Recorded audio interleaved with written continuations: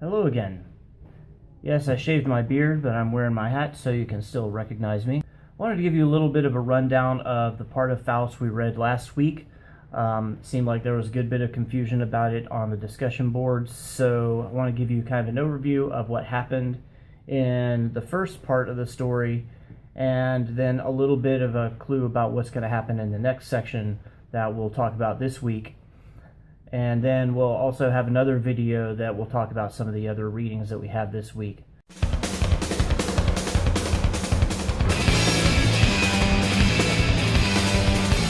So here's our recap on what's happened so far in Faust. The dedication. Goethe sets up a melancholy mood as he remembers people from his past, but at the same time he seems to welcome these shadows as inspiration for what will be his greatest work. The prelude in the theater has to do with this idea of the microcosm and the macrocosm, which is an idea from medieval philosophy that the larger universe, the macrocosm, is structured in the same way as the smaller elements of man himself or man's society. And that's the microcosm. And you'll see later on in the first scene where Faust is studying his books of metaphysics that one of the things he does is he studies the symbol of the macrocosm and he questions it. So this is one role that the prelude in the theater plays, is that it is in some ways a microcosm of the overall story of Faust. In other words, Goethe uses it to set up some of the themes that he's going to explore in more depth later in the larger story. Some critics have also said that the three characters in the prelude mirror the characters in the main story of God, Faust, and Mephistopheles. Prologue in Heaven and its correlations to the story of Job. I think everybody pretty much understood that in the discussion board. It's pretty straightforward. Faust makes his deal with Mephistopheles. Mephistopheles becomes his servant until he dies, or until he reaches a moment when he decides that he's satisfied. If there's ever a moment, he says, when he feels satisfied and he doesn't want to leave that moment, then Mephistopheles can have his soul right then and so there's a scene there where a student comes over to talk to Faust, but Faust doesn't want to talk to him, and Mephistopheles talks to the student instead. This is an interesting scene, and I think that the reason it exists is because Goethe had some ideas that he wanted to wax poetic about these different topics, like law and metaphysics and science. In order to do that, he had to have a character who could speak like that, and that's just not really in Faust's character to talk like that. So he puts those words in Mephistopheles' mouth instead, creates that scene around that idea. Next we have the scene in the tavern. Mephistopheles takes Faust to this tavern where everybody's drinking.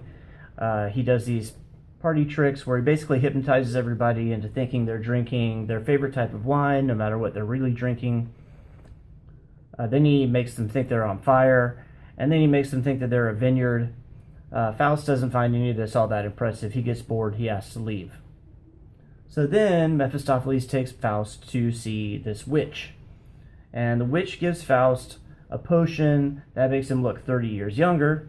Do I look 30 years younger without the beard? Did that work? No.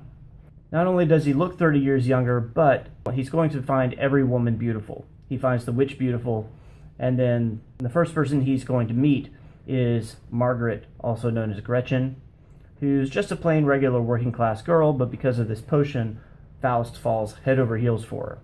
And that's where we left off last week. So you're going to see the process of how he goes about seducing her. She's going to resist him at first because of their class difference. She doesn't think that he's serious, but he's going to give her jewelry. He's going to court her. They're going to go out on double dates with Mephistopheles and her neighbor Martha.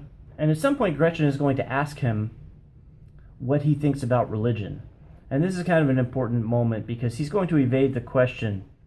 In German, there is now a word that didn't exist before this story, but there's now a word, Gretchenfrage, which basically means the Gretchen question. And that's basically like slang for a question that puts the answerer in an awkward situation where they either have to lie or make some kind of confession. And of course, what happens to Faust in this situation is he has to lie. Gretchen is going to be, in stages, seduced and then ruined by Faust. You'll see that she's going to get pregnant, she's going to accidentally kill her mother, Faust is going to kill her brother, it's going to get crazy. After all that happens, Mephistopheles is going to take Faust up on the mountain for this witch party on Walpurgis night.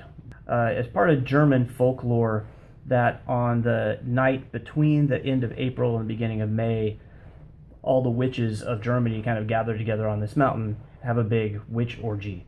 And so Mephistopheles and Faust are going to join in on those festivities and have a good time.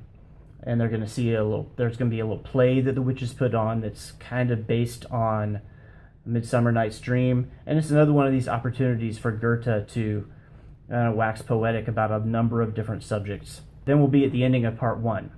And we're not going to read part 2. Don't worry about that. If you want to read a summary of it online, or you can read the summary that's at the end of your book, that's fine. But it's just confusing. We'll talk about it a little bit later, but you're not going to have to read that part. So don't worry about it for right now. That's all I got for this video. I'll have another video up for you on the French Romantics in a little while.